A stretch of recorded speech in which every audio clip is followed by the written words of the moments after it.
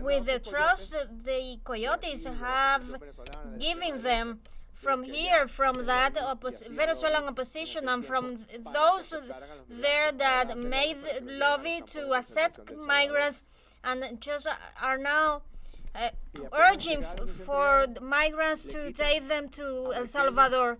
And they barely knew. They just separated the mother of my Kelly's of her child, and the father was taken to El Secot, and the mother. And then what they did? Michael was taken to Guantanamo, and she was incarcerated in an ICE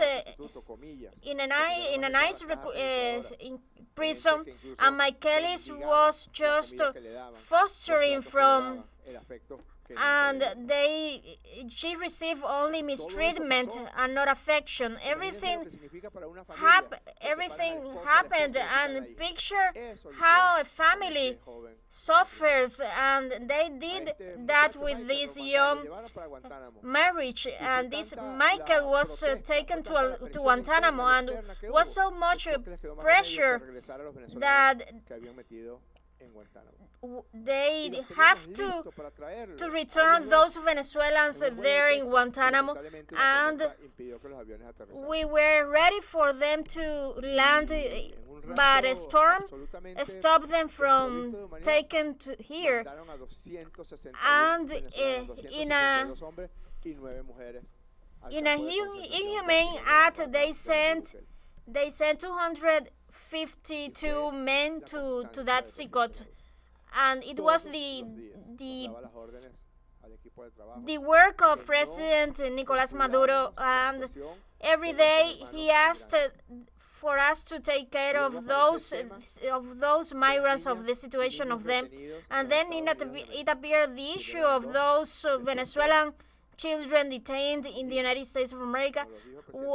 Once they were 5, and then there were 7, and President Nicolas Maduro said, if that happened with Michaelis, then there would be more.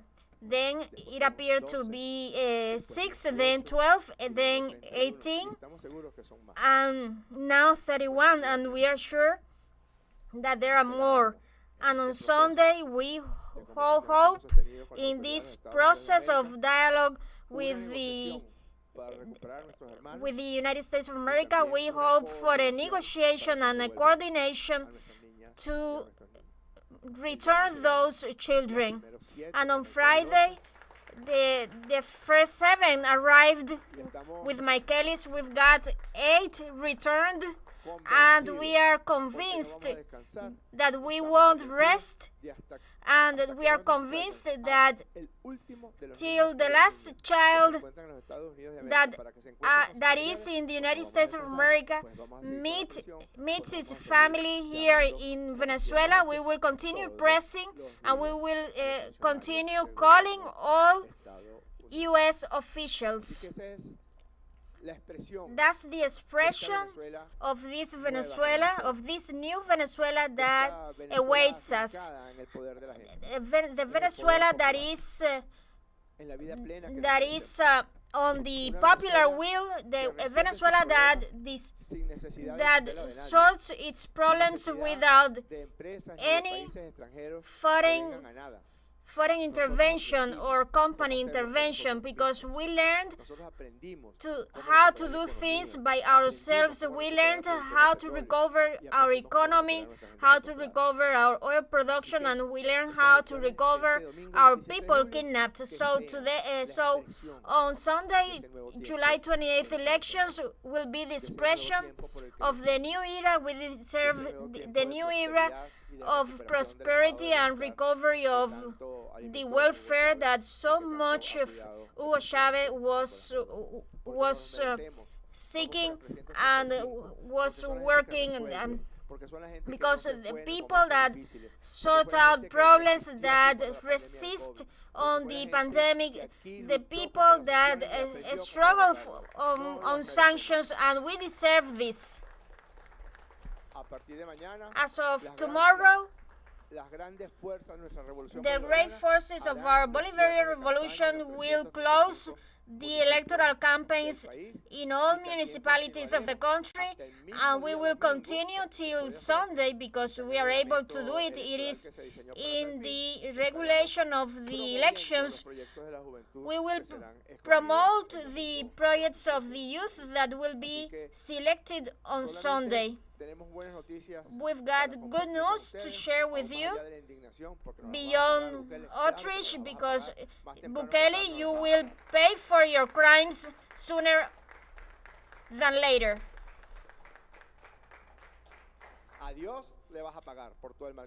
To God you will pay, but to men you will pay sooner than later. But well, good news, because we recovered the 252 migrants, and we rescued 8 children, and we are going to win the 135 municipal mayorships, and we will win. I was in Lecheria, and we will win Lecheria in the Swategi state, and we will win on all municipalities. Because people may think differently or live in their own cosmovision and share with their neighbors, but this is an agreement of lazy people that only appear in elections, and that right candidate, we don't just... How can you elect a mayor that only makes the streets dirty with all those propaganda? Because why didn't they appear when the torrential rains devastated the towns in Santa Monica? Why they didn't appear in Baruta's town and in those popular towns of Baruta, or those farmers' sectors? They don't go there, and we will win in the 135 municipalities, and with a lot of pleasure we will answer all questions. And tomorrow we will be launching the campaign, and we will be celebrating the birth of Liberator Simón Bolívar, and we will celebrate the day of the armed forces, of the Bolivarian armed forces, because there will be the acts and activities of celebration. And in Caracas, the Bank of Caracas will be headed by Mayoress Mr. Andrés Díaz. Hi, how are you doing? Well, it's true. Several questions, coordinator. The Unitary Platform has said that they hope to have real conditions to participate in any electoral process. I would like to comment on this. Number 2, about this process of negotiations that changed on Friday, to know what was the position of Marco Rubio, if you talked directly with him, or what was the post of Richard Grenade. Yesterday there was news. Maria Corina Machado questioned the aid that could have Rodriguez Zapatero in this process of dialogue. If you comment on this, if there is an economic interest, and if you've got some comments on all this. Well, I'm going to... it doesn't exist, Andres. It doesn't exist. That Unitary Platform, what is that? They dissolve themselves. Go and question some of them. Question Manuel Rosales, Enrique Capriles. It doesn't exist anymore. Goodbye. And the third question, it doesn't exist. It is a clear intention to see which thing they, to see that we name them. But forget about that. They could say anything they want, but they are ghosts. They don't exist anymore. The US says it.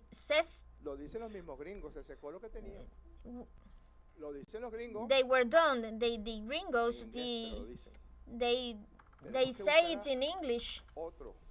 We have to look for others for spreading plot and conspiration damage. And the other thing is, it's absolutely past. Well, the second question, we always negotiate with the US government. We don't mess with the game of Trump. We don't mess with the game of Trump. That's not our business. The one who comes on behalf of the US government with courtesy, we receive them and we speak in an honest way, and we have spoken with everyone that you mentioned, and we have held some conversations. And in the case of conversations initiated on Monday, and then what we heard on Sunday, we've got a meeting with President Maduro. When we heard that they were taking the 252 migrants to Secot, and then we could investigate some names of a person that was a popular hairstyle person, and humanity knew about the concentration camps of extermination. And so we began to design a proposal for this swap, for this humanitarian exchange. And as President Maduro said, we paid an expensive price because Venezuela has a constitution, a state of law, and if a foreigner comes here in his will to assassinate, to blow off refineries, the National Electoral Council, to assassinate the president and the vice president, then we must take care for the peace of the republic, but abided by the state of law. All those people had a file, a trial, a judge that was there, an attorney general, a lawyer, and to the young people in El Salvador, they didn't allow their lawyers to see them. They didn't allow the cardinal. And we really appreciate the work done by the cardinal, and we appreciate the work done by the Pope Leo, that his hand was there interceding for our voice. And they didn't allow to see their families. And on their testimonies, when the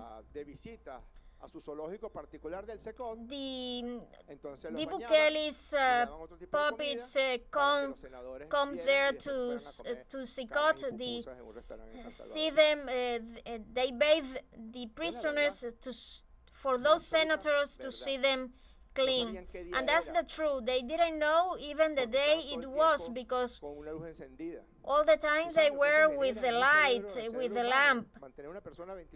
And you know the consequences that this generates to keep a person with only an artificial light, that they just load the serotonin into zero, and so they were tortured psychologically.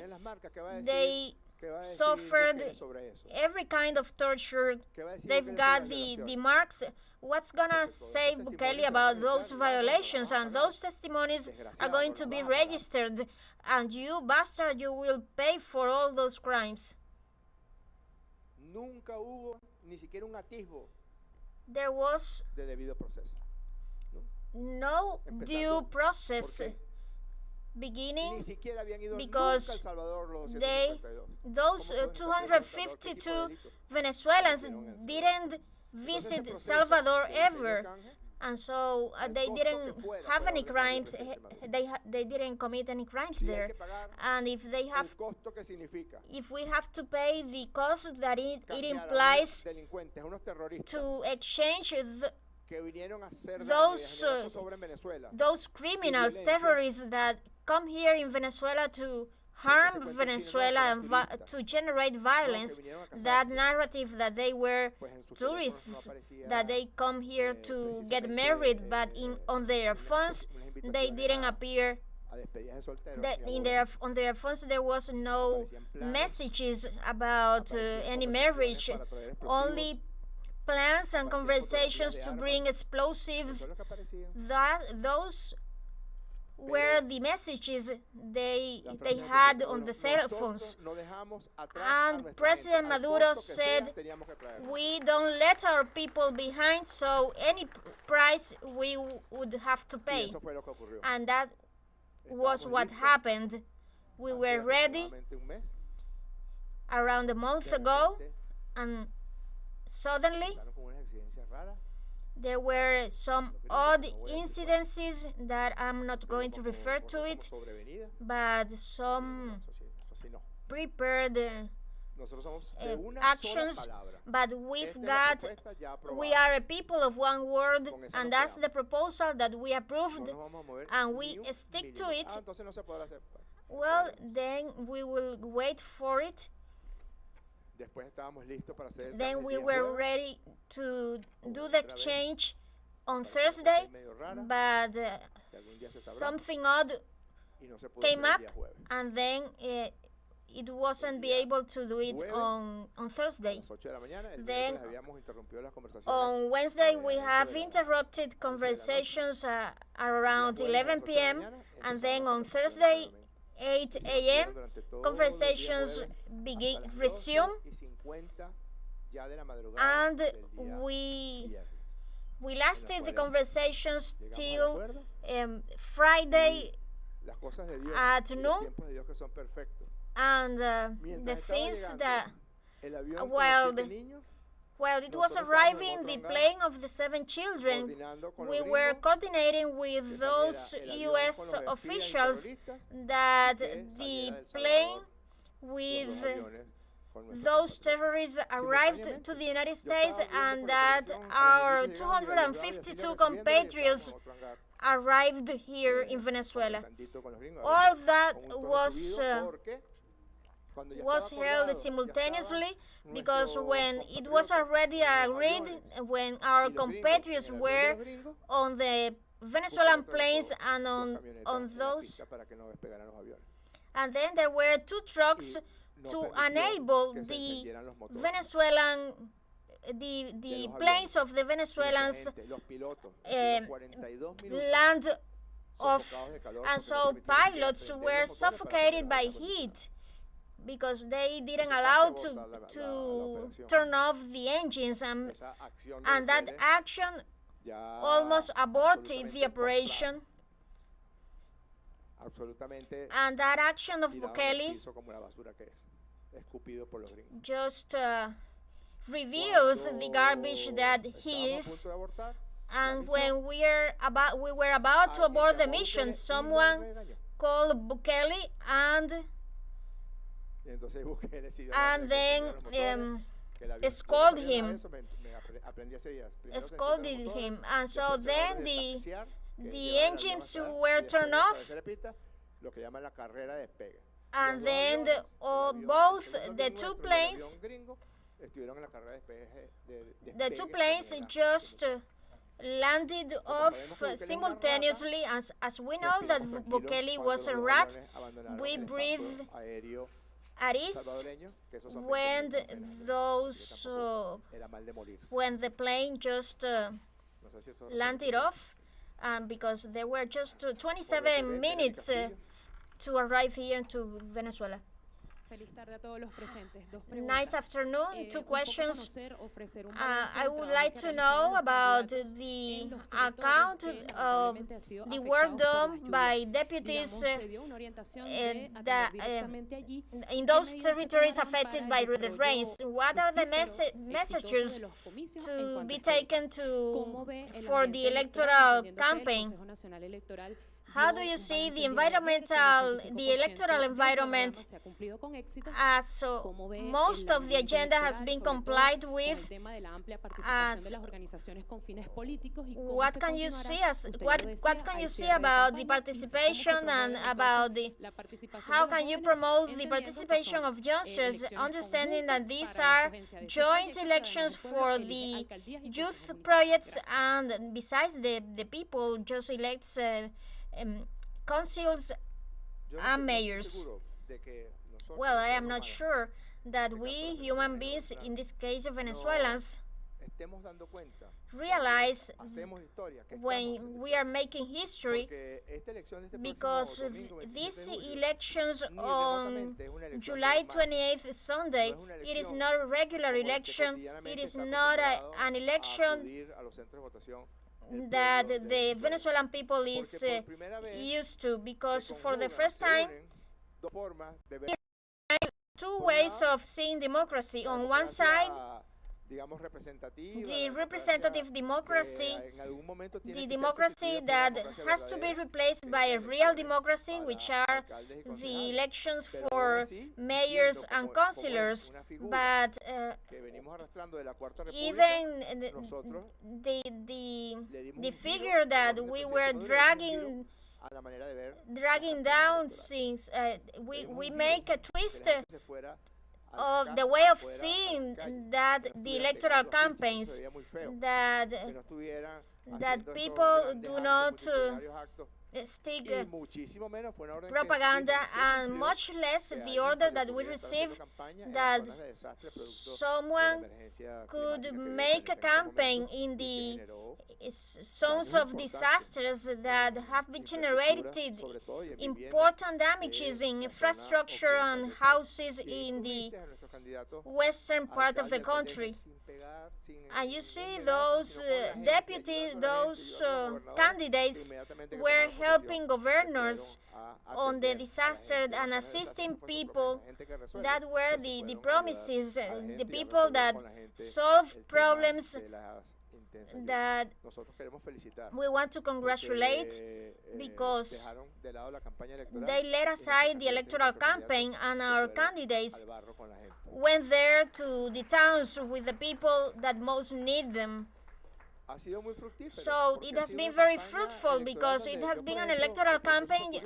For example, it seems to me very curious, because we were on the Lecheria in the Simón Bolívar Avenue with the candidate of the Bolivarian Revolution, and then we watched the cars pass by, and we were there driving,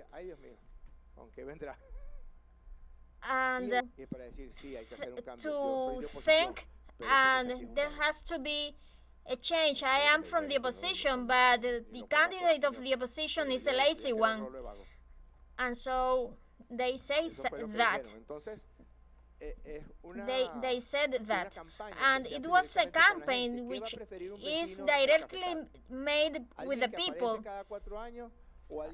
Who's gonna a farmer, what is gonna prefer? He's gonna prefer the one that assists the people, the one that solves problems with the people. And I think that the electoral environment is better than ever, because it is the other part of democracy, of the new democracy, that converges, and it's going to be experienced next Sunday. For the first time of the history of Venezuela, all polling stations are conducted through the secret vote of the people for the people to elect their own projects of the youth, of the Venezuelan youth. And so we are going to elect our mayors and councillors, and we are going to elect the youth projects. The same that happened with the migrants rescued. And so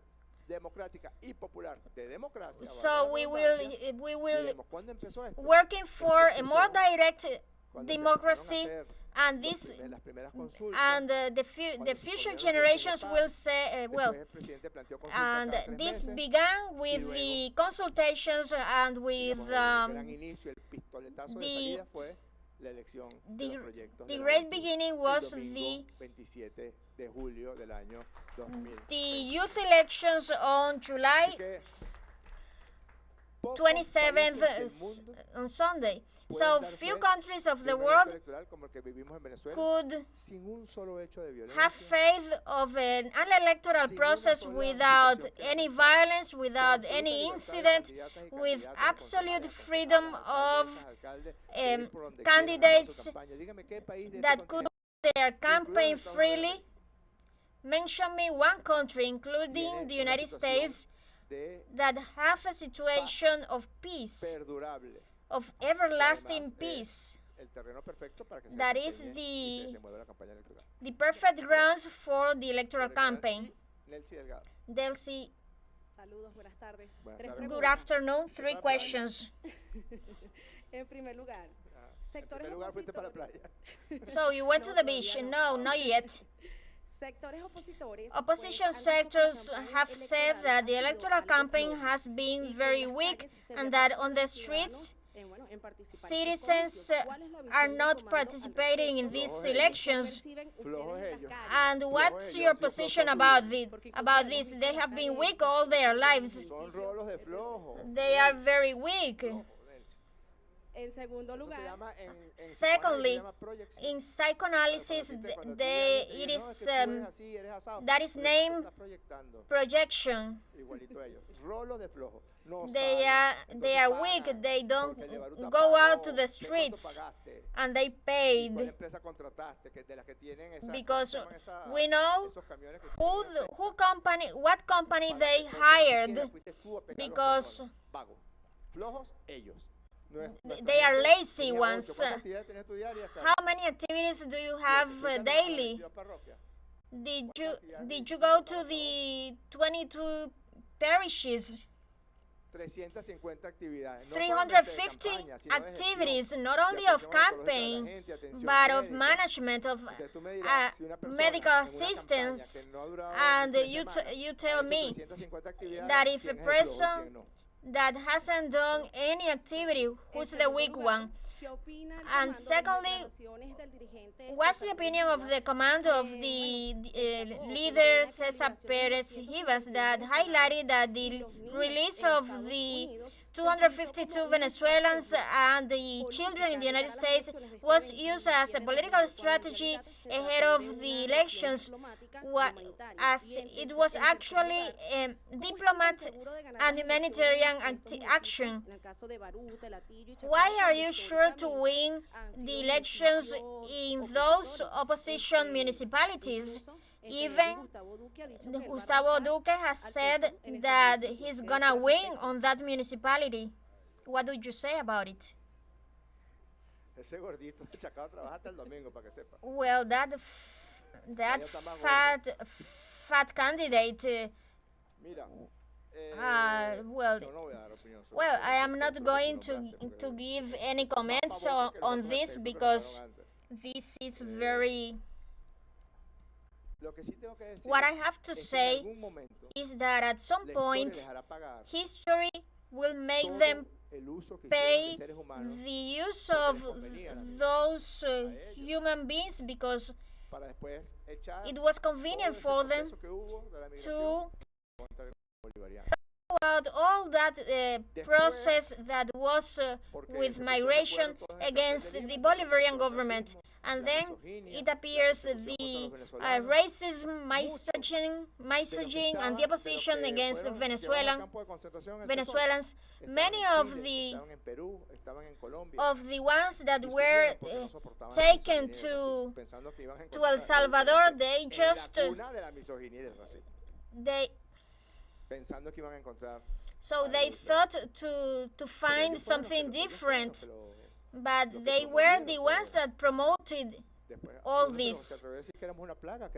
So they dare to say that we were a disease, that Venezuelans were a plague, a disease, and you see the statements they provided, and I am not gonna mention them because they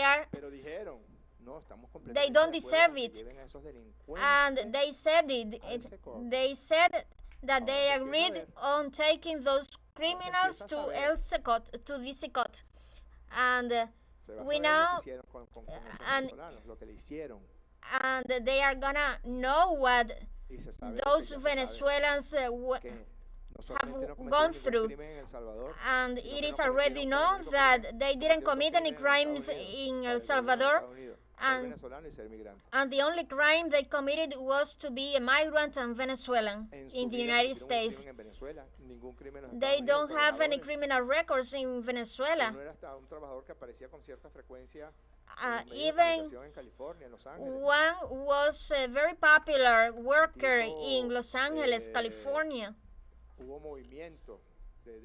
And then there was some actions of the LGBTQ plus in California claiming, and the only reason they were arrested, it was that they had tattoos on their bodies.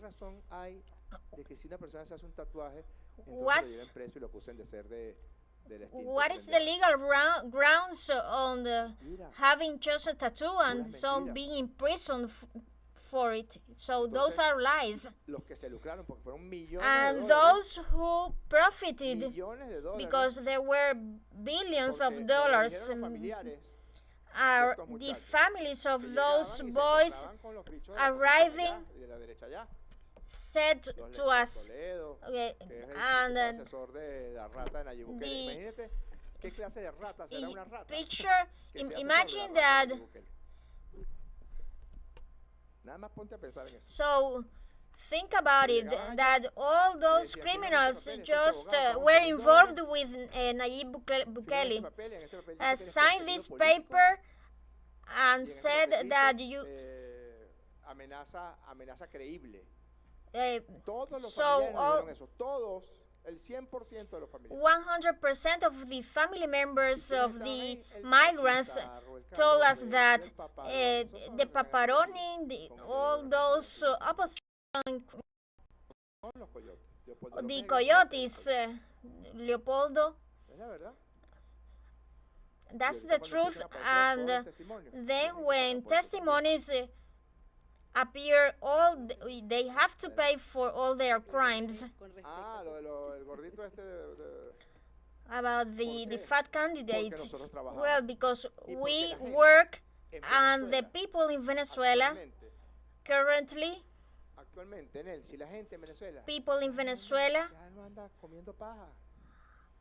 are not believing in fake news, in that the House defends itself.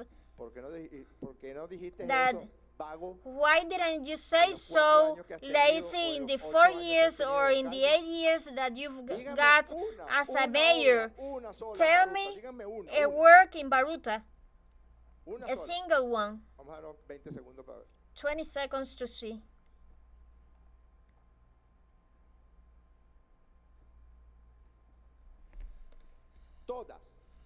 All works, all social works, all embellishment works in Baruta, in Chacao, Beratillo,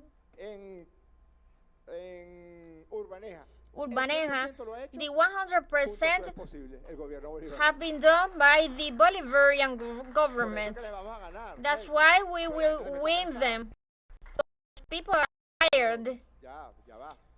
People said enough. Let's try it with these people that are here, that knock on our doors, concerned how things are doing. And so they only stick some propaganda and hire some Mexican entrepreneur to frighten people. And so let's vote for Chavistas, for my house to be painted, for schools to be pretty, for... So, and the first thing that our mayors will do in Baruta, Chacao, on Monday, July 28th, is to withdraw all the propaganda of those fat candidates in those municipalities. Thank you. We were listening to the statements of Jorge Rodriguez, the head of the Ven25 Campaign Command, as he was offering a press briefing. He was referring to the denunciations of the heinous crimes that were committed against the Venezuelan migrants that had been kidnapped in El Salvador for over months. Venezuelan migrants that were returned to their families to Venezuela last Friday. He was announcing all the crimes that were committed, the mistreatment, the tortures to which they were submitted, and making clear that all those responsible for those heinous crimes would pay the price. Justice will be served in those cases. He was also referring to the current campaign that is being held ahead of the July 27 municipal elections, and as well as the consultation of the youth programs, something that Jorge Rodriguez said that it was a first in Venezuelan history and that will mark the beginning of a new, more real and true democracy, saying that tomorrow, Tuesday, all campaigns will close and that the country was ready for the great victory to take place on Sunday, and that the electoral environment in the country is as best as it has ever been. Those were the statements that were coming from Jorge Rodriguez. Stay tuned with teleSUR English for more.